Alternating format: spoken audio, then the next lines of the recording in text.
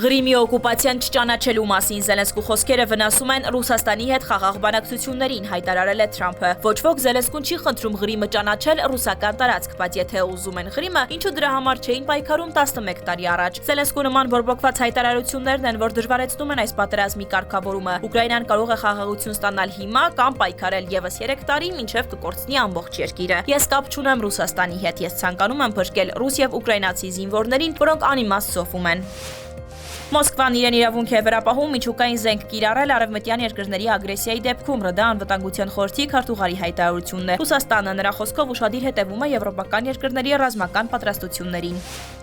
Ուկրաինայում խաղաղության հասնելու համար անհրաժեշտ է ուկրաինական զորքերի դուրսբերումը 4 շրջանների՝ Դոնեցկի, Լուգանսկի, Զապորոժիեի եւ Խերսոնի մարզերի տարածքներից, այսպես է պատասխանել Պեսկովը Ուկրաինայում հակամարտության ավարտի մասին հարցին։ Եթե Ուկրաինան դուրս բերի իր զորքերը այս 4 շրջաններից, ապա այո։